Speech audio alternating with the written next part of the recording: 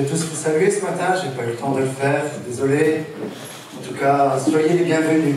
Nous allons vraiment nous réjouir d'être ensemble et de parler de la parole de Dieu. Alors pour ceux qui viennent pour la première fois, j'aime parler des paraboles de la parole de Dieu. C'est des exemples, des comparaisons que Jésus va prendre, des exemples de la vie pour donner des enseignements. Et je crois que ce matin, merci Alexandre, ce matin, il y a un passage, en tout cas, que nous allons lire ensemble, qui nous parle de l'amour de Dieu.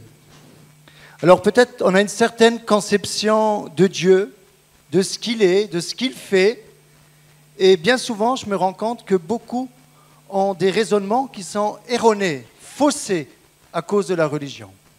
Lorsque nous lisons la Bible sincèrement, nous pouvons découvrir un Dieu d'amour. Et ce matin, c'est vraiment mon désir. Alors, nous allons lire ce passage dans l'évangile de Luc, au chapitre 15.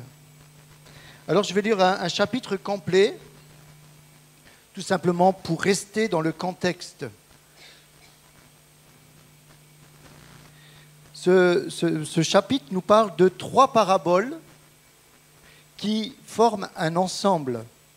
Et bien souvent, nous prenons qu'une partie de ces paraboles. On peut en faire 3 messages, mais j'aime pas trop, je dirais. J'aime bien rester pour pouvoir en tirer encore plus profit de l'esprit de cet enseignement de Jésus. Alors, pour situer un peu le contexte, il y a les publicains et les gens de mauvaise vie. Bon, je vais donner des explications.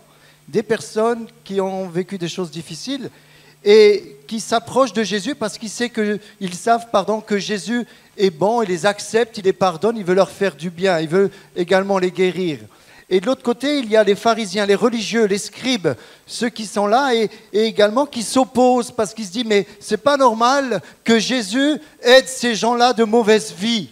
Si Jésus c'était un prophète, il saurait que ces gens ils sont mauvais, il ne devrait pas les fréquenter. » Voyez, et c'est dans ce contexte-là que Jésus enseigne ses disciples et qu'il va donner une leçon à ces personnes. Voilà, donc tous les publicains et les gens de mauvaise vie s'approchaient de Jésus pour l'entendre. Et les pharisiens et les scribes murmuraient disant « Cet homme accueille des gens de mauvaise vie et mange avec eux. » Mais il leur dit cette parabole. « Quel homme d'entre vous, s'il a 100 brebis et qu'il en perde une, ne laisse les 99 autres dans le désert pour aller après celle qui est perdue, jusqu'à ce qu'il la retrouve. Lorsqu'il l'a retrouvée, il la met avec joie sur ses épaules. Et de retour à la maison, il appelle ses amis et ses voisins et leur dit « Réjouissez-vous avec moi, car j'ai retrouvé ma brebis qui était perdue. » De même, je vous le dis, il y aura plus de joie dans le ciel pour un seul pécheur qui se repent que pour 99 justes qui n'ont pas besoin de repentance. Ou quelle femme, si elle a 10 drachmes et qu'elle en perde une, n'allume une lampe, ne balaye la maison et ne cherche avec soin jusqu'à ce qu'elle la retrouve. Lorsqu'elle l'a retrouvée, elle appelle ses amis et ses voisins et dit « Réjouissez-vous avec moi, car j'ai retrouvé la drachme que j'avais perdue. » De même, je vous le dis, il y a de la joie devant les anges de Dieu pour un seul pécheur qui se repent. Il dit encore, un homme avait 2 fils. Le plus jeune dit à son père, « Mon père, donne-moi la part de bien qui doit me revenir. » Et le père leur partagea son bien. Peu de jours après, le plus jeune fils, ayant tout ramassé, partit pour un pays éloigné, où il dissipa son bien en vivant dans la débauche. Lorsqu'il eut tout dépensé, une grande famine survint dans ce pays, et il commença à se trouver dans le besoin. Il alla se mettre au service d'un des habitants du pays qu'il envoya dans ses champs garder les cochons, les pourceaux. Il aurait bien voulu se rassasier des carouges que mangeaient les pourceaux, mais personne ne lui en donnait. Étant rentré en lui-même, il se dit « Combien de mercenaires chez mon père ont du pain en abondance, et moi ici je meurs de faim. Je me lèverai, j'irai vers mon père, et je lui dirai, mon père, j'ai péché contre le ciel et contre toi, je ne suis plus digne d'être appelé ton fils, traite-moi comme l'un de tes mercenaires. Et il se leva, il alla vers son père. Et comme il était encore loin, son père le vit et fut ému de compassion. Il courut se jeter à son cou et le baisa. Le fils lui dit, mon père, j'ai péché contre le ciel et contre toi, je ne suis plus digne d'être appelé ton fils. Mais le père dit à ses serviteurs, apportez vite la plus belle robe et l'en revêtez. Mettez-lui un anneau au doigt et des souliers aux pieds. Amenez le veau gras et tuez-le. Mangeons et réjouissons-nous. Car mon fils que voici était mort, il est revenu à la vie. Il était perdu et il est retrouvé. Et ils commencèrent à se réjouir. Or, le fils aîné était dans les champs. Lorsqu'il revint et approcha de la maison, il entendit la musique et les danses. Il appela un de ses serviteurs et lui demanda ce que c'était. Ce serviteur lui dit, ton frère est de retour. Et parce qu'il l'a retrouvé en bonne santé, ton père a tué le veau gras. Il se mit en colère et ne voulut pas entrer. Son père sortit et le pria d'entrer.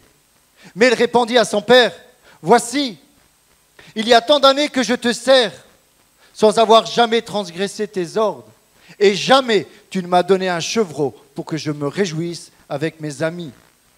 Et quand ton fils est arrivé, celui qui a mangé ton bien avec des prostituées, c'est pour lui que tu as tué le veau gras? Mon enfant, lui dit le père, tu es toujours avec moi, et tout ce que j'ai est à toi. Mais il fallait bien s'égayer et se réjouir, parce que ton frère que voici était mort et qu'il est revenu à la vie, parce qu'il était perdu et qu'il est retrouvé. Amen. Amen. Comme je disais, ces trois paraboles font partie d'un ensemble. Cette histoire représente l'amour de Dieu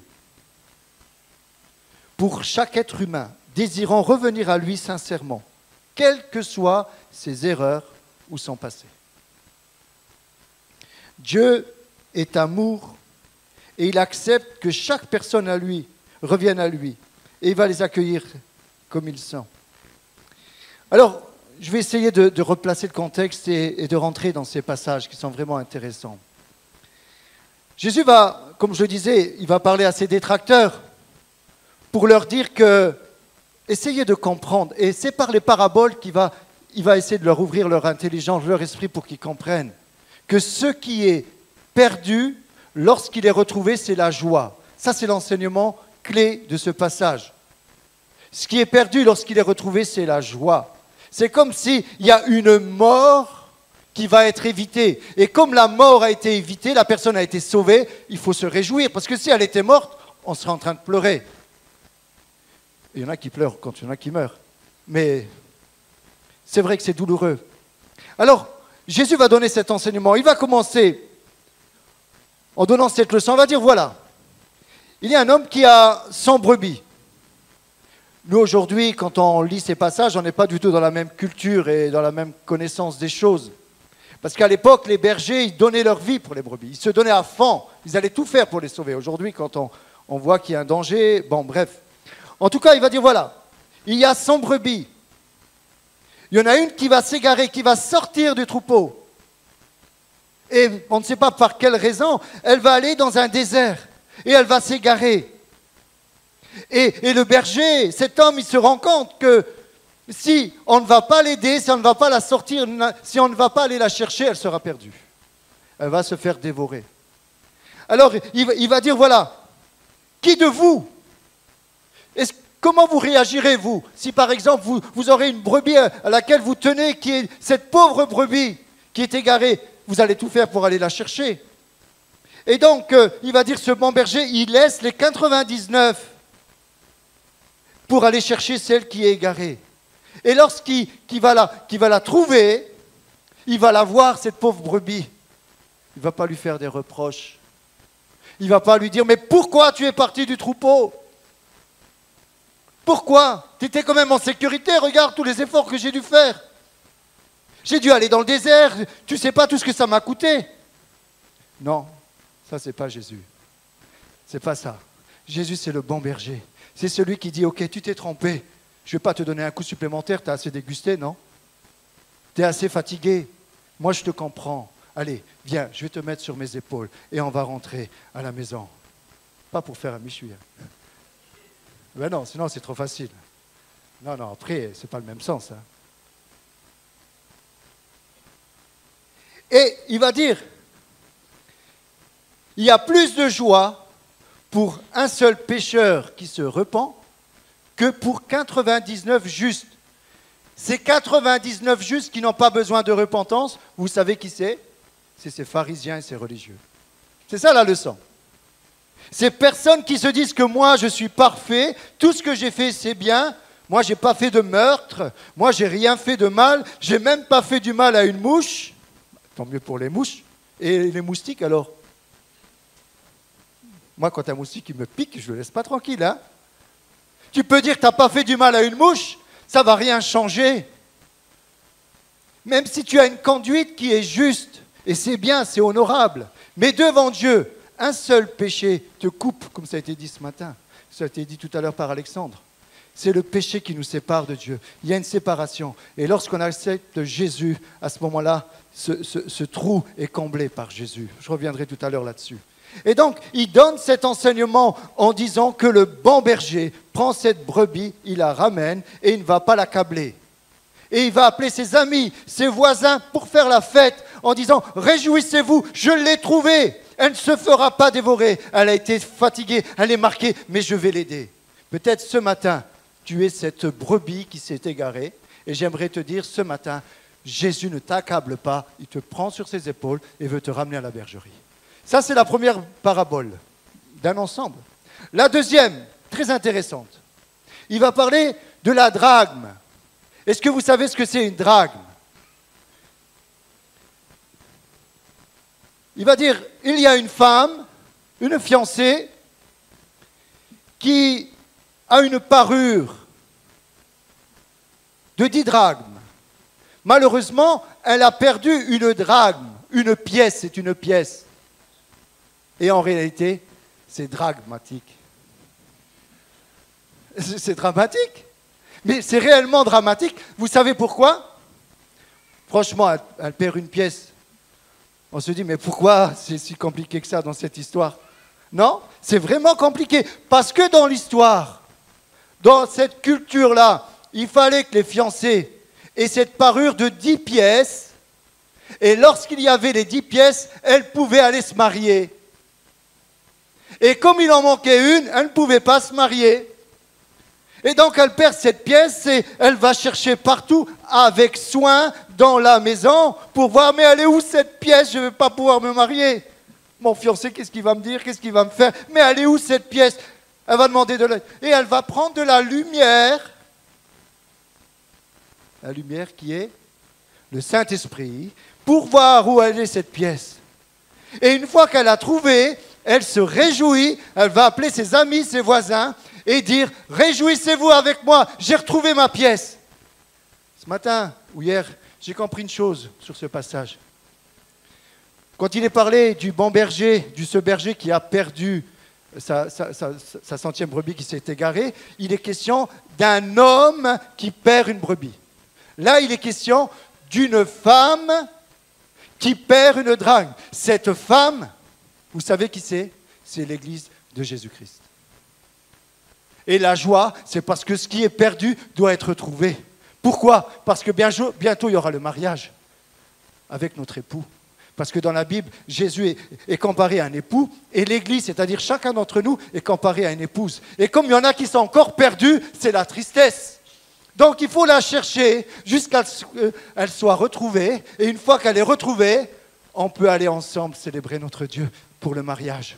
C'est ça, cette parabole de la drachme. Et alors, c'est la joie. Maintenant, il y a la 3e parabole. Et ils en prennent plein la vue, hein, entre nous. Gentiment, mais Jésus leur met une couche. Hein. La 3e parabole. Il est question d'un fils, sans doute qui va passer par une crise. Il n'est pas question de la maman, peut-être qu'elle est décédée. Et voilà que le fils vient vers son père et lui dit, « Père, papa, je voudrais bien que tu me donnes la part de mon héritage, parce que je vais aller faire ma vie dans un pays éloigné. J'en ai marre de la maison, de la ferme, des animaux, de tout ça. Moi, j'ai entendu dire qu'on peut s'éclater ailleurs. Il existe une vie merveilleuse. J'ai eu des échos, moi. Moi, je sais qu'à la maison, ce n'est pas terrible, finalement. Papa, tu m'as caché, je suis emprisonné ici. Alors, s'il te plaît, donne-moi la part de mon héritage, de notre héritage. » Il appelle l'autre fils, parce qu'ils sont deux fils, et il distribue l'argent. Imaginez ce que cela représente pour un père.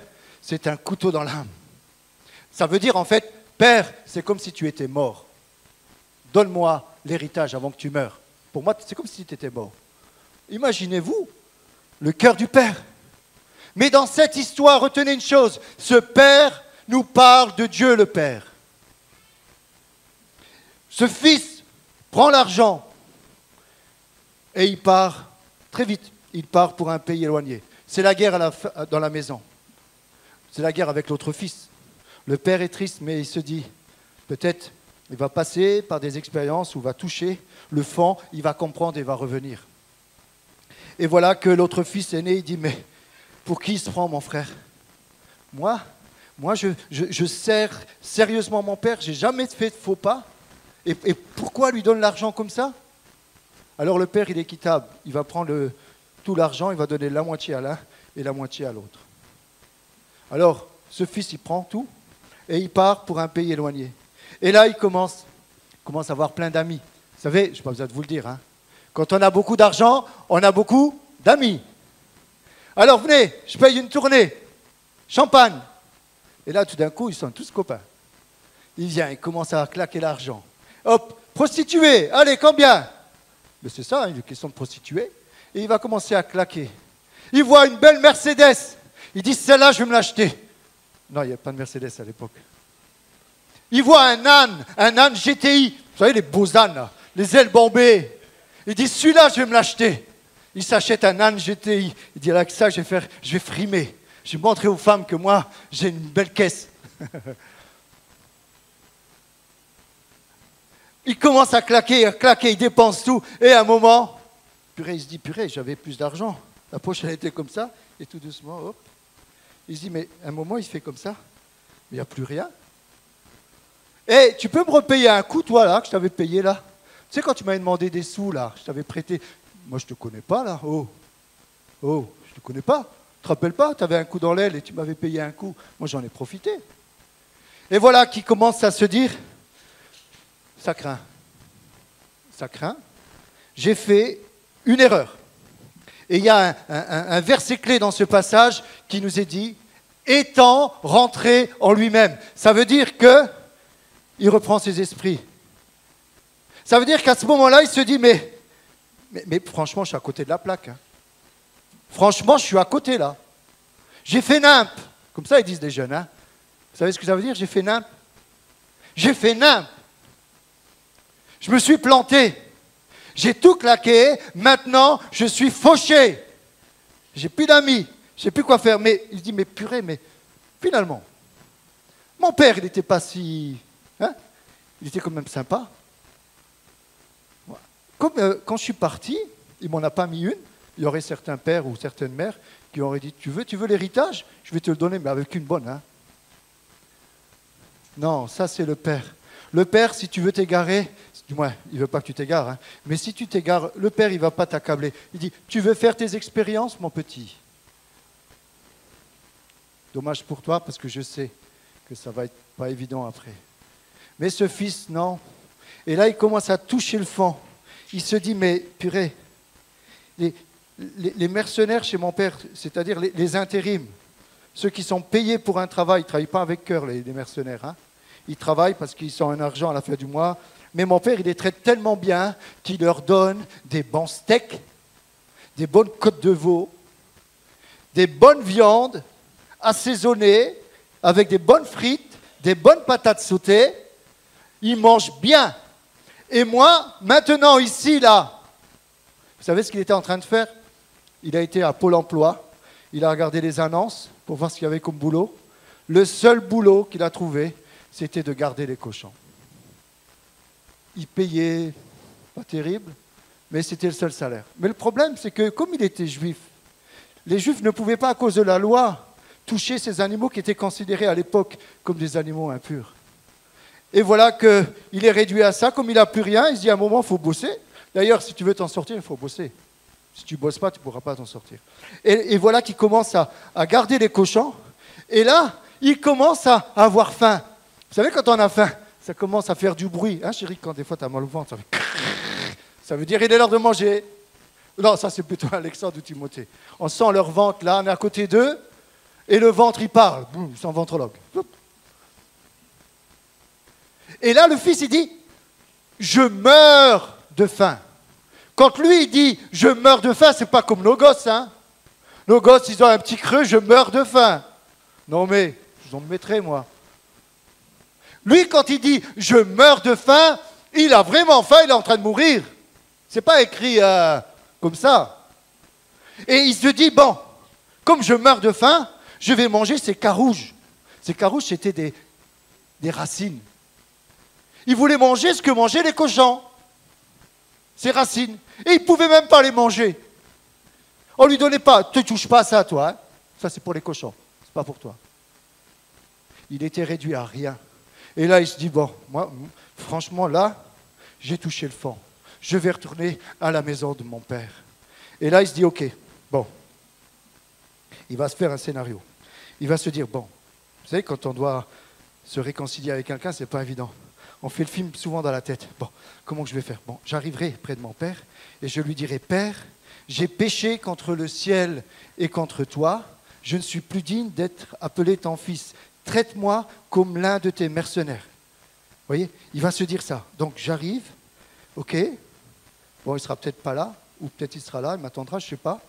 Et dès que j'arrive, je le verrai et je lui dirai, mon père, je me suis planté.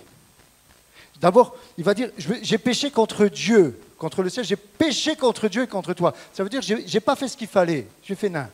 Je t'ai offensé, je te demande pardon à Dieu et je te demande pardon.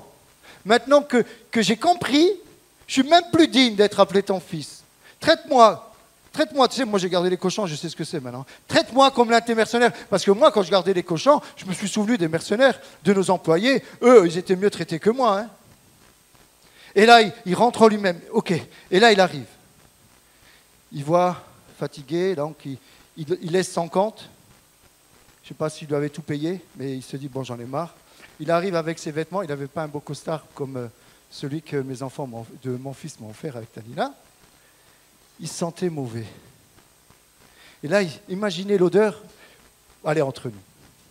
Est-ce que vous avez déjà été dans une ferme et que vous avez déjà senti l'odeur du pipi du cochon? Non, moi j'ai déjà senti. Je peux vous dire que quand ça touche vos vêtements, il faut les jeter à la poubelle. Comme quand on a débouché les lavabos, hein, Serge, on a à peine débouché qu'on a dû jeter les vêtements. Hein. Imaginez là, pendant des jours et des jours, ils vont garder les cochons. L'odeur, elle est imprégnée, nauséabonde. Et là, il se dit, il voit son père, il dit, bon, ok, si je vois mon père, je lui dirai ça, tant pis pour l'odeur. Et là, ils approchent de la maison, et au loin, vous savez ce qui s'est passé? Je ne sais pas combien de temps il est parti. Bon, si le père était très riche, on va calculer. Bon, s'il est très, très riche, il a dû avoir un moment avant de tout claquer. Hein. Peut-être 1 mois, 2 mois, 3 mois, ça dépend les amis. 1 an, 2 ans, on ne sait pas, il n'y a pas de détails. Mais une chose est sûre, qu'il n'avait pas d'habit de rechange. Et là, il se dit, bon, ça fait tout un temps, je vais quand même retourner chez mon père parce que je sais qu'il ne va pas me juger. N'oubliez pas, Jésus donne un enseignement à ces pharisiens, à ces scribes, à ces gens religieux qui sont légalistes. Et pour eux, il ne faut pas manger avec les gens de mauvaise vie. Avec les gens qui sont dans le péché, il faut les laisser aller en enfer. Jésus dit non, non, non, non, non. Moi, je ne suis pas comme ça. C'est pas ça la vie, la vraie vie. Moi, je vous apporte la grâce. Quand quelqu'un se trompe, S'il se repent, s'il comprend qu'il s'est trompé et qu'il revient, moi je lui pardonne. Voilà pourquoi ça fait du dégât avec ces religieux. Parce qu'eux n'acceptaient pas, œil pour œil, dent pour dent. Tu t'es trompé, tu as fait ça, tu as été avec une prostituée, on va te lapider. Tu es exclu. Et Jésus dit non, non, non, non, moi je change les choses. Et j'aimerais vous dire ce matin, Jésus n'est pas venu amener une nouvelle religion. Jésus est venu amener une nouvelle relation avec le Père. Une relation d'amour. Dans cette relation, même si tu sens mauvais, même si tu t'es trompé, même si tu as offensé Dieu et offensé des personnes, j'aimerais te dire que si tu comprends et tu demandes pardon, Dieu te réhabilite. Et là, voilà, la scène. Vous voyez? Bon, arrêtez de penser au poulet, là. Je vois que vous pensez là à ce que vous allez manger à midi. Hein? OK? Arrêtez de penser à ça. De ce côté-là, hein, je sais que... Non, allez, restez avec moi, s'il vous plaît. Restez dans la mauvaise odeur. Donc, il voit la maison au loin. Et puis, le père qui veille par la fenêtre, il dit, mais ça, c'est mon fils. C'est mon fils, là. Le père, il sort et il va en direction de son fils. Il court, il voit son fils et son fils va lui dire sa récitation, ce qu'il avait dit dans son scénario. Écoutez bien, c'est très important ce détail. Mon père, j'ai péché contre le ciel et contre toi. Je ne suis plus digne d'être appelé ton fils. D'accord? Ça, il s'était dit qu'il allait dire. Et ensuite, il avait prévu de dire traite-moi comme l'un de tes mercenaires, mais le père a dit non. Quand le fils, il dit je ne suis plus digne d'être appelé ton fils, il dit tais-toi. Et il le prend, il le serre. Tant pis pour les odeurs. Il le serre dans ses bras et il lui dit allez vite. Il appelle ses serviteurs. On va faire une boum, on va faire la fête, on va faire, comment on dit, une teuf. La fête, parce qu'il y a des musiques, il y a des danses et tout. Moi, je ne sais pas, moi je suis plus branché. Hein. Bon, bref, à l'époque, nous on disait une boum. Allez, on va faire la fête. Et il appelle les voisins et puis il dit, écoutez, ça c'est fort. Il va dire à ses serviteurs, vite, apportez, et quand il dit vite, c'est à cause de l'odeur, hein, vite, apportez une nouvelle robe. Revêtez-le, d'abord vous il passe au Karcher, hein, mais revêtez-le. Donnez-lui un anneau au doigt. Vous savez c'était quoi l'anneau? C'était le sceau de la maison, comme c'était une famille noble. Avec cette bague, ça voulait dire, voilà, j'appartiens à telle famille noble. Donnez-lui des souliers aux pieds. Les souliers, c'était pour les enfants. Les serviteurs et les mercenaires n'en avaient pas. Ça veut dire, tu es redevenu, tu es toujours mon enfant. Vite! Et en plus, maintenant, on va tuer le veau gras. Le veau gras, vous savez ce que c'est le veau gras? Le veau gras, c'était pour les grandes occasions. Chaque famille qui pouvait se le permettre élevait un veau gras et lorsqu'un roi passait par là, on prenait le veau gras pour le roi. Pour une très grande occasion. Et là, quand il prend le veau gras, il va le tuer, ils vont faire la fête, ils vont se réjouir. C'est simplement parce qu'il était mort, ce gosse. Excusez-moi de dire gosse. Cet enfant, ce jeune, il a fait n'importe quoi. Mais c'est quand même plus important qu'il revienne à la vie, purée. Mais les pharisiens, ils n'acceptent pas ça. Et Jésus dit, mais essayez de comprendre, purée, mais essayez d'avoir un peu pitié, non? C'est quand même mieux qu'il reste en vie, non? En plus, il a compris, il a demandé pardon. Alors, ils font la fête. Le fils, il dit, moi j'ai un bon père. Moi j'ai un père qui ne m'accuse pas et qui me pardonne. J'aimerais te dire que ce bon père, c'est notre Dieu. Et si toi, ce matin, tu es passé par un désert, tu es passé par des épreuves, tu as fait n'importe quoi, j'aimerais te dire, quel que soit le péché que tu as fait, si tu demandes pardon sincèrement, Dieu te pardonne et te reprend. Pas comme un mercenaire, mais comme son enfant. Il nous a dit, il va chercher avec soin. Avec soin, il va chercher jusqu'à ce qu'il le retrouve, cette drachme ou cette brebis. Et là, maintenant une autre leçon. Toujours, parce qu'ils n'en ont pas eu assez. Alors, la deuxième partie. Maintenant, il y a le deuxième fils. Le fils aîné. Le fils aîné, c'est celui qui doit prendre l'héritage. Si par exemple, en fait c'est pour ça que ça pétait entre eux. Le fils aîné doit avoir une double portion d'héritage. C'était comme ça à l'époque. Le fils aîné, il vient. Le fils aîné, on pourrait dire que c'est le propre juste, le religieux. Il vient, il dit à ses serviteurs, mais j'entends de la musique là. J'entends de la musique, qu'est-ce qui se passe? Qu'est-ce qu'il y a? Comment ça se fait qu'il y a de la musique? Moi, je ne comprends pas. Et les serviteurs qui tenaient avec le frère, ils disaient, ton frère, tu sais, celui qui a été avec les prostituées, tu sais, il remet une couche. Tu sais, il envenime la situation. Il dit, ton frère, celui qui a fait nimp, celui qui a tout dilapidé, il est revenu, et tu sais pas quoi? Ton père, je ne sais pas ce qui doit arriver, il fait la fête. En plus, tu ne sais même pas quoi? Il a tué le veau gras. Quoi? Et là, il pète les plans. Ou on dit, il pète une pile. Non, mais j'essaye d'être jeune. Hein. Il s'énerve. Il pète un câble. Et là, il pète un câble. Alors franchement, là, il pète un câble. Il dit, quoi? Moi, hein, regarde bien, père. Moi, j'ai gardé depuis tout un temps le troupeau. Je n'ai pas fait un faux pas. J'ai obéi à tout. Je suis un bon. Tu ne m'as même pas donné un chevreau. Chevreau, c'est en dessous du veau. Hein. C'est plus cher. Hein. Tu prends une côte de chevreau ou une côte de veau gras, c'est beaucoup plus cher. Hein. Il dit, mais à moi, tu ne m'as même pas donné un chevreau alors que je suis fidèle. J'ai tout fait ce qu'il fallait. Et lui, mais on est dans quel monde là? Il a été avec des prostituées, mais père, mais tu te rends compte, il a sali l'image de la maison. En plus, il était avec des prostituées, et j'ai même entendu qu'il a gardé des cochons. Tu sens pas l'odeur? Et pour lui, tu vas tuer le veau gras? Non, mais moi, je comprends pas. Hein. Moi, je rentrerai pas. Le fils aîné, il commence à se prendre en grippe. Et le père, ça se faisait pas dans ces cultures. Le père va se rabaisser vers ce fils.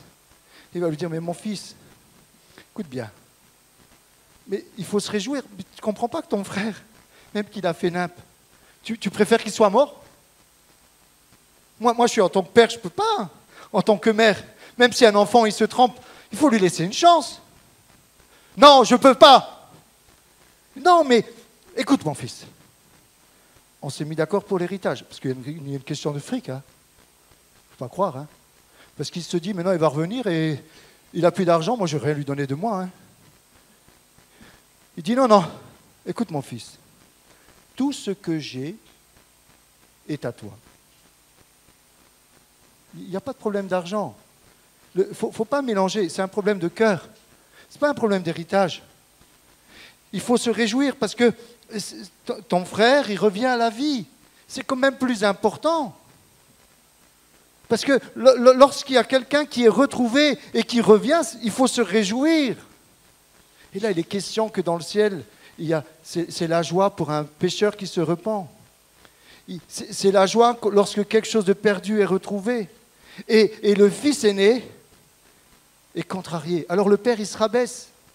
Et il lui dit, mais viens, rentre. Et il dit non. Ce fils aîné, c'était ces gens religieux qui empêchent les pécheurs de rentrer dans le royaume de Dieu. C'est ça, en fait, c'est ça la leçon. Jésus est en train de les reprendre, ce propre juste. Ça, c'est les religieux. Et je ne leur jette pas la pierre, parce qu'il y a des religieux qui sont vraiment religieux et qui font les choses bien. Ils servent leur Dieu sincèrement. Ils font du mal sincèrement. Mais ils le font parce qu'ils sont religieux. C'est l'histoire de Saul de Tarse, qui est devenu l'apôtre Paul. Il était pharisien. Il faisait partie de ces gens que Jésus reprend. C'était un pharisien, Paul. Et ce pharisien, j'ai un petit trou, attendez voir.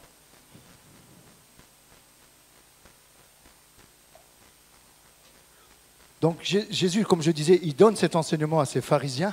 Comme je disais, Saul de Tarse, c'était la même chose. Il était sincère dans son erreur, voilà, c'est ça. Les religieux, il y a de très très bons religieux. Moi, je ne suis pas en train de taper sur les religieux. Parce qu'il y en a qui sont sincères dans leur erreur, comme Saul de Tarse. Il persécutait les chrétiens pensant faire la volonté de Dieu. Il y en a aujourd'hui qui vont tuer des personnes pensant faire la volonté de Dieu. Mais ce n'est pas ce qu'enseigne la Bible. Ça, c'est pas notre Dieu d'amour. Moi, je refuse ça. La Bible dit, comment peux-tu dire que tu aimes Dieu? Ces religieux, ils vont tous vous dire qu'ils aiment tous Dieu. Mais le vrai religieux, c'est celui-là. La Bible dit, comment tu peux dire que tu aimes Dieu que tu ne vois pas? Tu ne vois pas Dieu. Pourquoi tu dis que tu l'aimes? Et que tu n'aimes pas ton prochain que tu vois.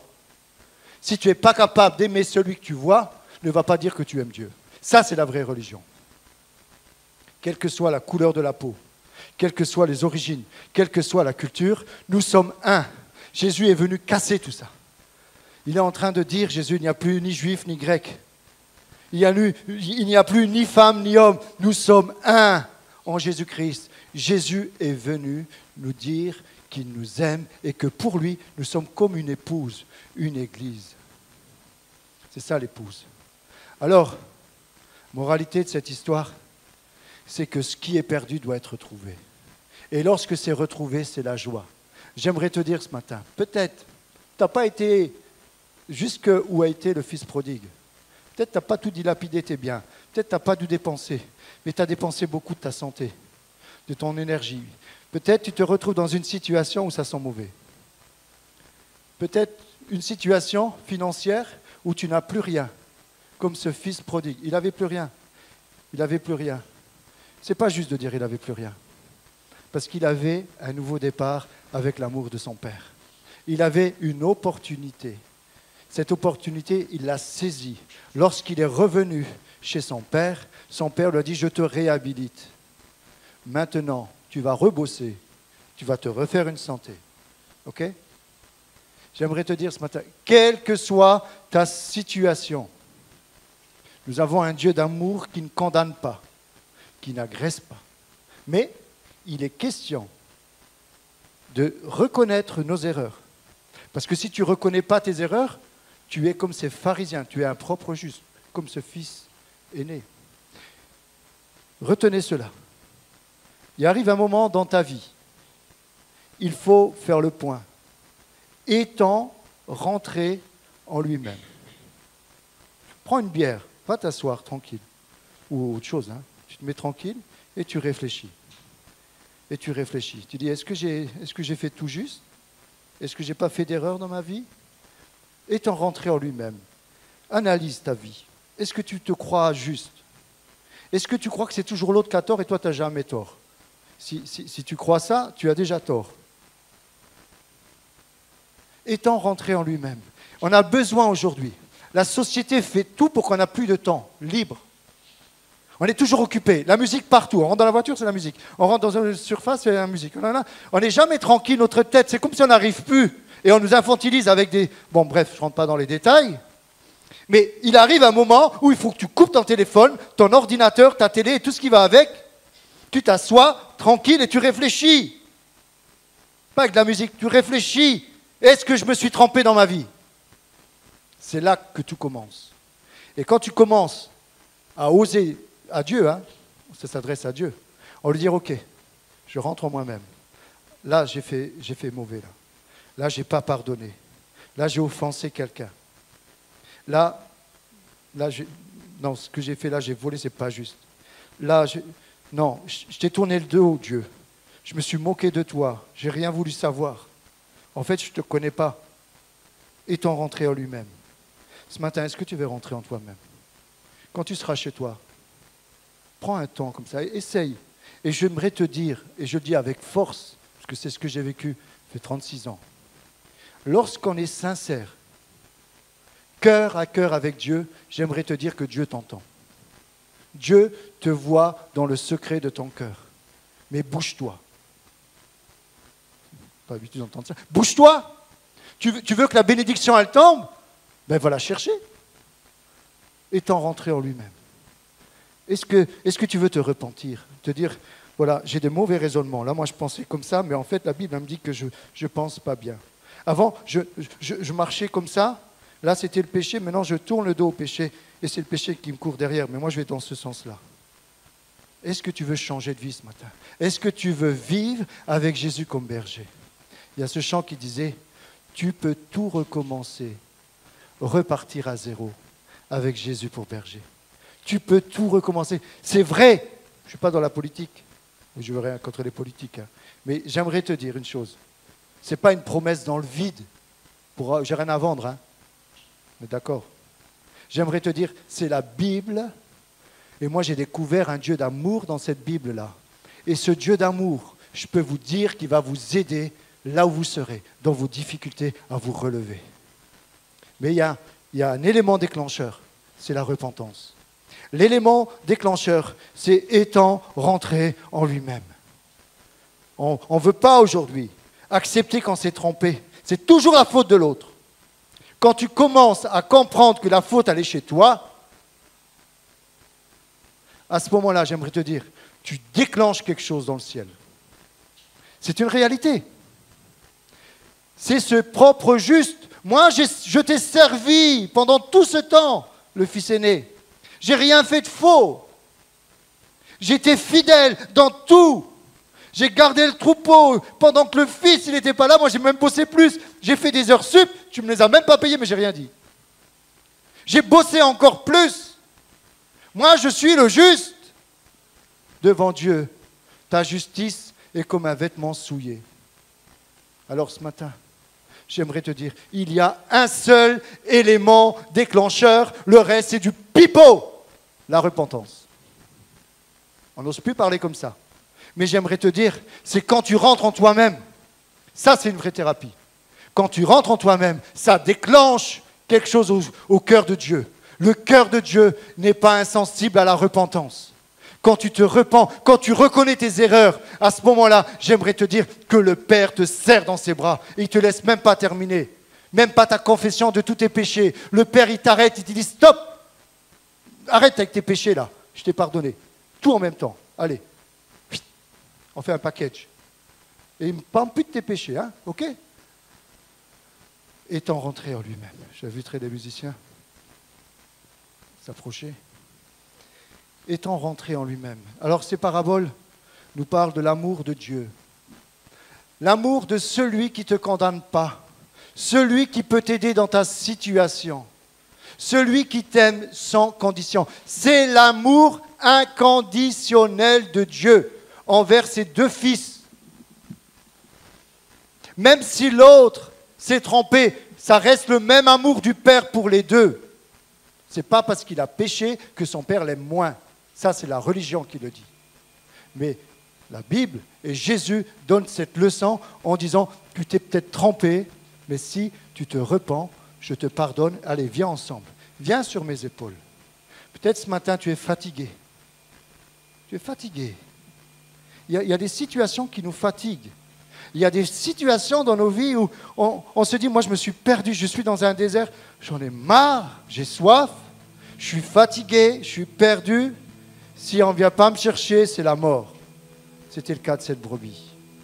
Si le berger ne vient pas me chercher, c'est la mort. J'aimerais te dire ce matin, il y a un rendez-vous pour ta vie. Jésus veut te prendre sur ses épaules.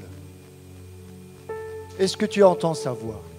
Il y a un autre passage qui dit, les brebis entendent sa voix. Elle écoute la voix du bon berger. L'ouïe de la brebis n'est pas la même que la nôtre, elle est beaucoup plus développée. Et de loin, la brebis reconnaît le timbre de voix du berger. J'aimerais te dire, il y a un appel dans ton cœur. Est-ce que tu n'entends pas une petite voix? Essaye de reconnaître que cette voix, c'est la voix de Dieu pour toi. Allez, viens mon enfant, viens sur mes épaules. Viens, on repart. Viens, on redémarre. Arrête de croire que c'est toi qui as toujours raison. Allez, range ton orgueil. Viens avec humilité. Et tu vas voir ce que j'ai pour toi. Ça, c'est l'amour de Dieu. Je l'ai expérimenté. Et si je suis là, c'est parce que je sais que Dieu est amour. Dieu vous aime ce matin. Alors, je vais faire un petit appel. Et pour tous ceux qui veulent, nous allons prier pour vous. Nous allons poser les mains, comme dit la Bible.